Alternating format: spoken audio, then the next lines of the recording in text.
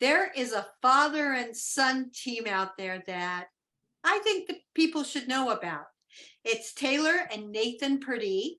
They have a film called Killian and the Combat Kid, correct? Now, this film came out in 2020. How are you getting it out there now? Well, it's one of those very specific COVID things. It came out, it was one of the first things to come out in theaters when the theaters reopened in like September of 2020. And then everybody thought, oh, movie theaters are back, the world's bad. And then that didn't happen. And so we were lucky enough that they held the film and then kind of re-released it the next fall when New York and LA and the rest of the country was open.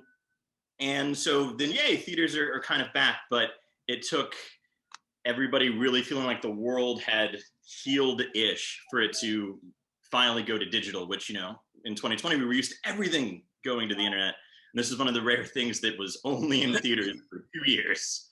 But now it's on your phone, watch it wherever you want. How did you get it out there? What was the process? I know that your father has performed in a lot of soap operas.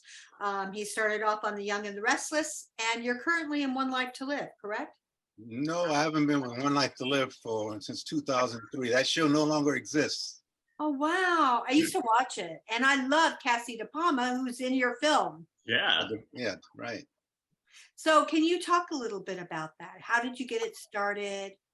What was its process? Well, the Nathan's soap history definitely was helpful in the get-go. He and Cassie kind of were our classic like star system thing where when they agreed to do it, we got some of the money and some of the system to, you know, actually jumpstart the, you know, massive economic undertaking that is motion pictures. But in terms of the 2020 stuff, man, we were just like at the wrong place at the right time or the right place at the wrong time. because it's not, you know, Star Wars 12, it's not some giant movie. We were able to take a risk and let it come out in the weird 2020 landscape. And also because it's not a giant movie, we had way more leeway to be like, no, like, don't put it on the internet. Let's wait and see. And so in some ways it's had a kind of a classic musical life. You know, back in the day, you would release a big musical and you would do what they called a roadshow release where it played, you know, like one city at a time and it opened slowly over a year. And weirdly enough, that's kind of what we did for this one. At one point, we had opened in Chicago with Regal, the big chain. And it opened on a Friday, and that Saturday night, the entire chain closed across the globe. Wow. But luckily, the next week they were moving it to another chain, and we were supposed to go do a thing in Minneapolis. And Nathan was kind of on the road with us at one point. He was like seeing his family and stopping into events. And so one day we just all ended up at some theater on the outskirts of Minneapolis that happened to be open, and it really felt like the old road show kind of a thing. I mean, Dad, I know that you had a whole different experience of road tripping out there than we did, because of course we weren't flying either. Now, it's a musical. Yeah, yes and no. It's not a singing and dancing musical, but it's not quite a movie with music either. It follows a folk rock band, and so the music all kind of comes from the fact that, oh, they've got to rehearse, they've got to play a show. But we were looking at things like Once or Sing Street, both the movie and the stage versions, when I was writing it. Okay. So yeah, it's a musical, but kind of in that middle space. What's the music like? It's all it's what we call, I don't know, we think of it as folk rock. It's all stuff that my childhood best friend and I wrote for it. And kind of the reason it's a musical is that I'd made a documentary before this that's kind of coming out after this that I'd done a bunch of the pieces for. You know, I'd filmed it, I'd edited it, I'd gone to the third world, but I didn't write the score. We had a big kind of orchestral score that was great, but was very daunting for me because on this one, I didn't know if we were going to have any money or be able to get that. And at that point in time, I was writing it during the day, it was kind of over a Christmas holiday. So I was writing it and kind of just messing around in my friend's bedroom with like the recording equipment he bought on eBay at night.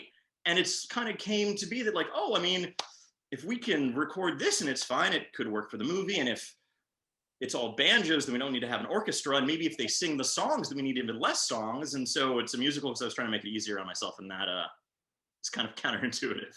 Can we see it go to Broadway like a Sing Street, which is headed there and once? You know, That's the goal. the guy who wrote the music with me is not a musical theater person. So for a while, and a lot of the casts are musical people. A lot of them are Broadway people. And so we would tease him like, oh, you know, one day there's going to be the Broadway version. And it was just a way to mess with him. But then it came out and I'm like, actually, that would be a great idea. And so like, is there a rather detailed outline of what that would look like on my computer? You know, maybe. I can tell you where it should go if that's the case. The New York Theater Workshop.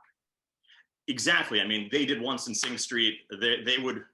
I'm still coming off the movie version, but like I said, I do have an outline for it, and they're the top of my list. I mean, they kind of specialize in adapting folk rock musicals to Broadway, you know. Now you also have Lee Grant in this. Yeah.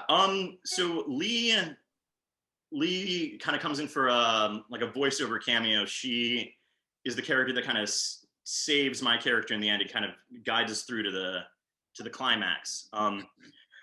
But I've done a lot of work with Lee on her documentaries, a lot of like archival producerial stuff. And Nathan and my mother had worked with Lee for years. And so it was just a real treat to have her like do her voiceover in her bedroom. Getting to direct her through that was definitely a highlight for me so far, because, you know, just watching somebody like that be able to drop into playing just instantly. She asked a lot of questions, and then suddenly she's like, you know what, I get it. And she was 30 years younger, and she was a whole different person out of the blue, and then went right back to, just like being grandmotherly. She's the perfect collaborator, supporter, baking you cookies kind of a vibe.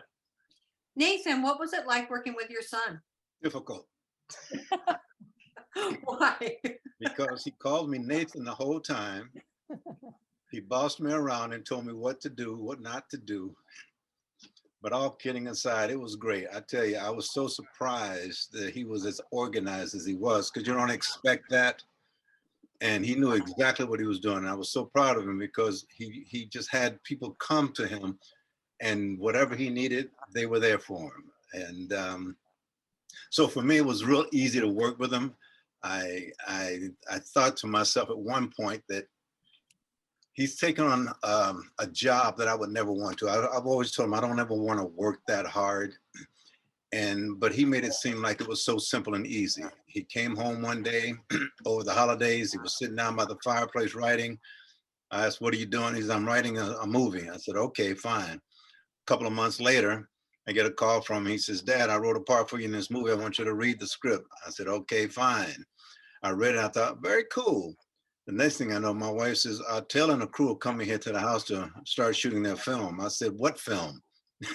And the next thing I know, he was directing and acting, starring and writing music. And there were a couple of times I was working in New York, and I would come home and they'd be shooting in our barn. And they were rehearsing a song that became my favorite song of the film. It's called Wilds of the West. And I was watching them in my wood workshop, rehearsing them, for the shoot. And I was just blown away. And every day there was something different, something more. And I just thought, he did this. He created this all on his own. He didn't ask me for anything except, Dad, would you be in my film? And I said, yes, I'll do that. Tell me a little bit about your role.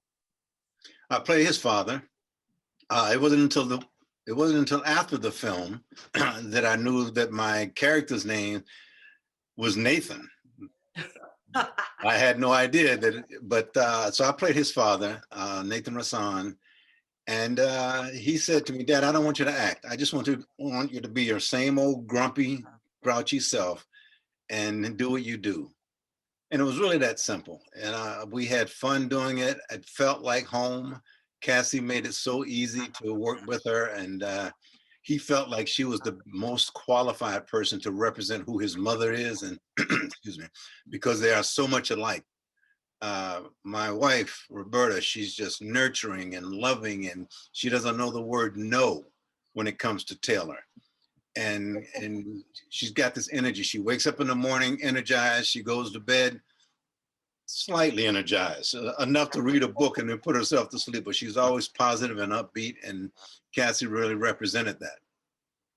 And all of that energy is pretty useful because Roberta was one of the producers with me on this, and I mean, you know, we talk a lot about what's it like to work with your dad, playing your dad, but you know that makes sense. You know, we have decades of practice playing pretend in the backyard, but the liminal space of like, hey mom, can you make my friend some pizza? And hey mom, the crew's gonna be here. We need 15 pizzas, or no one's gonna work tomorrow. You know, is a weird evolution, but you know, she's produced dozens of films and documentaries, and so I think it was both supernatural for her and at the same time a big change because, like he's saying, there's also the like, oh, I want to like be nice to you and not tell you no, but also like the crew can't work tomorrow, honey. The lights are broken, you know? Yeah. So it basically was a family affair. Yeah, totally. And I mean, part of that was very intentional. I mean, everybody wants to write a giant action superhero movie, but I knew that we weren't gonna have the money for that. So I thought, oh, well, what do I have the resources for? And I knew, okay, well, if I shoot it out by where they live, then it looks like this. And I know I want dad to be in it, and I know I want my friend John to be in it.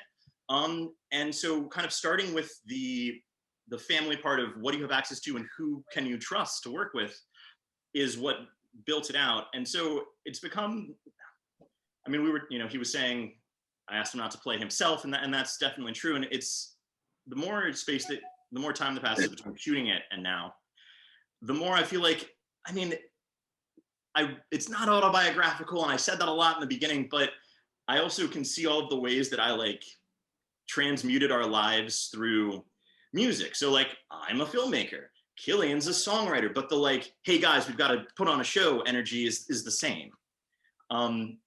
And it's an interesting kind of skinny funhouse mirror, positive funhouse mirror on, I don't know, not just my family, but the people around me. Definitely. I totally get it, because I once did a cabaret show and I swore to God it was not going to be autobiographical. And I stupidly or smartly, I'm not sure which, didn't write the dialogue until the night before I was about to do this run. And I realized, oh hell, it was all songs that moved you, like planes, trains, automobiles. But I didn't realize it was actually the story of my life. Sure. Like, oh God, just what I did not want to do. What would you like audiences to take away from this film? When it first came out, there was a lot of like, oh, it's the feel-good movie of the summer. It's so upbeat. Talk about it. And that kind of caught me off guard, because for me, like, yeah, it's a positive, upbeat story, but also it's about like the decline of industry in rural America, man, and like how higher education is a questionable thing that we should really examine, man. Sure. At this point, I think something about you can watch it on your phone energy has made me also feel like, you know what, fine, it's the feel-good movie of the summer.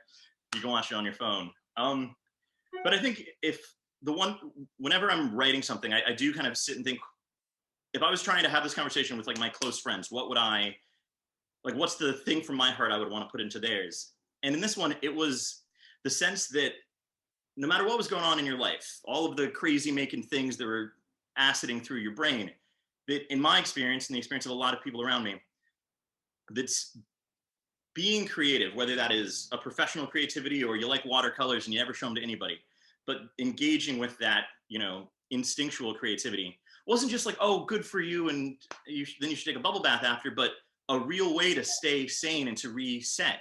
I mean, you know, you're all theater people, you know that, you know, creation and art is a baseline instinct for children, and then we lose it. But I think, especially in America today, there's such a sense of, you make a thing, you sell it, you don't sell it. The economics and the like status is so stuck on top of the art that so a lot of us don't even bother making it. But the sort of, there's got to be somebody out there, at least one person who also cares. And even if there isn't, it helps you stay yourself, is a lot of why the kids in the movie make the music that they make. Actually, I think your film will do well because I think the one thing that theater and film does not realize is what people want right now is entertainment. Sure. They don't want deep. You know, we've got deep every second of every moment. We want things that take us out and make us realize that life is worth living. Um, what is next in your brain? um, so we kind of, as a family, also, I'd made a documentary before this that, like I said, is I think it's coming out next year, but it couldn't be more different. It's about the murder capital of the world, which is in Honduras, and so you've got the musical and you've got the war-torn children, and that's really just my, my view on the world, I guess. Well, actually, I think you're missing Chicago. Well, my best friend who is the second lead in this is from Chicago, so we talk a lot about like what's our Chicago story, man. I'm So- a writer from Chicago, and like people don't realize how really horrible Chicago is. It's its own universe, Chicago. No, it's sad. It's super sad. Nathan, what's up for you? Whatever I want. I know, but what's your next project? Well, really, Or do you whatever. have anything? Do you have anything coming out? He hasn't Nothing. wanted. Yeah, he's been so retired for Yeah. so long. Yeah, my manager sent me a request today for something. I've been saying no to everything, and so they sent something to me today that sounded interesting. So I told them yes, I'll take a look at it. And that just happened an hour ago, so I don't have any more details to share with you. But I just love my life right now. I love being home. I love repairing stuff. I love getting up in the morning and knowing that if I have to do anything, it's probably go to physical therapy or a doctor's appointment or something silly like that. But I'm not looking for anything specific. Oh, just a second. Hey, No, and hold on. there's the contract. No. You have to understand something. This phone only rings from people who want to sell me things. So I've learned how to block all the calls. I know how to do that. Right. So I thought, let me put the phone next to me so I can have my blocking moment. Except I have to admit that every now and then I get the spam and I'll talk like I'm from a foreign country or. Right, yeah. Well, I think we all get those, but when that phone rings, it's nothing important ever. But as far as what I have on the horizon, there's a couple things that I won't talk about because I can't, and but it's just. You have a great look. It's the reason I'm saying. Well, there's a lot of people out there who have a great look. Not really. And they're great actors and they're smart and all of that stuff. And thank you for saying that. But what I realize is just because I am that person doesn't mean that I have to go out there and do anything. I've worked in this business for almost 40 years. And I missed a lot of tailors growing up. And by the time I had taken the time to even be around and available, he was up and out doing what I used to do. So, my job now is to encourage him and support him and be, proud and available when he's out there doing his thing and says, Mom, Dad, I need something. I'll write a lot of flashback sequences and we can just recreate whatever you feel like you missed. I'm curious. Well, look, That's a film. Yeah. We'll don't go there. Taylor, you act as well as write. What gives you the most amount of pleasure? And I think you also sing. Yeah. Most amount of pleasure. So for me, it's kind of such a holistic thing. I can't exactly extract one from the other. It's all kind of the creative thing. The writing is in some ways the most pure for me because it's pure creativity. You don't have to worry about getting the actors lunch or whatever's going on set. But the thing that surprised me the most is, like I was saying about the music, that it was kind of the thing I was dreading, especially the score. But then when it came time to do the score, Liam and I went out to this cabin he was living in for 2 weeks and wrote it all and recorded it all. And it was in some ways my favorite part of the entire process, I think, because it had all of the purity of the screenwriting, writing the score, but then also the but we accomplished something of the recording process. And it was definitely the thing I was dreading the most, and still the thing I look through, just the selfies we took the most from that era. But yeah, it's totally holistic. I mean, with those things, you still don't have the getting to like deal with the cast. I mean, I'm an actor. I like acting with the people. When can I see Killian and the Comeback Kid? You can watch it tonight. It's so yeah, it's now available all over the internet, all of the places where you would rent something, and I think Amazon and Vudu. Some places have special editions and other places don't, so keep an eye out. But I'm sure that you guys have the link for all of that. But if you give it a Google, it'll pop up.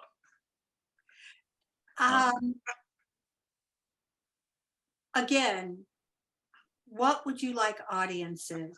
Why should audiences go see your movie? God, so many reasons. Well, I guess it depends on what you're looking for. There's the obvious, like, these kids, they make a bunch of music and they solve their problems even though they have real problems. Thing that we can all relate to and we could all use. But then there's another element of, if they're watching this, I imagine they have an interest in musicals. And so you've got all of the original musical thing, which I want to say something about in a second. But then also, at first when I was making this, I didn't realize there was such a thing, but there aren't a lot, and this was an accident, this is just because I was casting people that were around me, but there aren't a lot of pictures that center on interracial families, especially not ones where there is, like, that isn't the drama of the picture, you know? And so it just kind of turned out that this is also a window into a kind of very recognizable American life that we don't get to recognize on screen much. And that's just kind of a B plot, but it's something that I'm growing to feel was something lucky and special that we got to capture. Yeah. But in terms of just, it's rare that we get to talk to musical people. Like, we've been talking to movie people about this for a while. But whenever I get the chance to talk to musical people, theater people, I want everybody to know that I've discovered that apparently deep in the archive, in the annals of the Oscars, which is why we have Once essentially as the hit that it was, there is a never before activated category for a best original musical, which the reason it's never been activated before is that you need to have 5 songs by the same songwriters. So Pixar movies frequently have 12 different people per song, and they don't count. But also there need to be, it's either 5 or 10 depending on the year, let's say 10 movie musicals that the Academy decides are, you know, meet all of their criteria, that come out in a single year. And it's so rare that there are that many musicals, but every year, because of Netflix or Amazon, we get closer and closer. And I just want people writing musicals to know that there's a category that's never been activated, and movie musicals need to make a comeback. And there's a mechanism for it. I think part of that is that the shows that now do movie musicals are Disney, Pixar. Yeah. They're animated, you know? Yeah. So, like, even The Little Mermaid, which is now coming out in live action, it originally was a cartoon. Oh, I know it's questionable, but she's my favorite Disney princess, though her story has lots of flaws. But I love her. Is there anything that I haven't asked either one of you that you would like our audiences to know? Well, I will mention that and this is like the most recent thing, so I'd have to like remember to say it.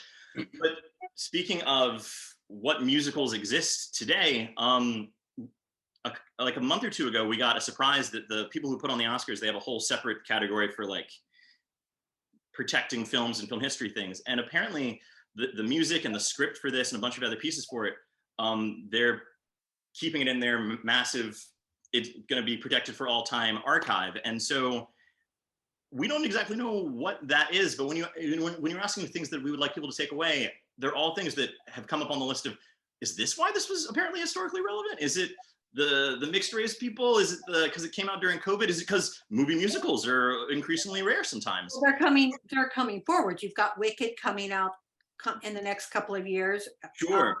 But where's the original musical, you know? Like, those are all adaptations. Exactly. Yeah. So so I guess the final thing that I would say is, much like the characters in the movie, we were struck by, in the movie, they're just trying to, you know, put on a show in their barn, essentially. And I was essentially trying to film some kids put on a show in their barn. But in both of these cases, it kind of spiraled out bigger and bigger. I talk a lot about once the director of photography who came in to film this, started filming, we all realized, oh, wait, it can look that good. Now it needs to sound better, and we need to be better actors. And it all kind of kept spiraling until now. Apparently, they're preserving the materials of it for all time. The apocalypse is going to come, and there's still going to be a copy of this music in some museum. I also think that because of Coda came out this year. And it won, and it wasn't a musical per se, but it was about music, and now it's going to be made into a Broadway show. Yeah. So No, Coda is one of those. that special also might have a piece of the puzzle. That's a good point. That's a really good But point. I'm very happy for you that this is happening this way. I think that it's amazing that you've got this family orientated piece that's coming, you know, in a society that's trying to tear apart family. I think it's amazing that you're doing something about family. Well, thanks. So There are a lot of Broadway people that your audience probably has seen and recognized and loved in this. So that was a real treat, getting to mix the Broadway people with the street performers, with the like folk rockers, and that became a family all its own, you know. So great. Like, Thank you so I much. think when you do film, when you do theater, when you do TV, you become a family of its own. You know, Yeah, even if it's just family for extends. yeah. Thank you both for being with us today. Thank you. I am very privileged to have interviewed you both. We're so glad to be here. Thank you.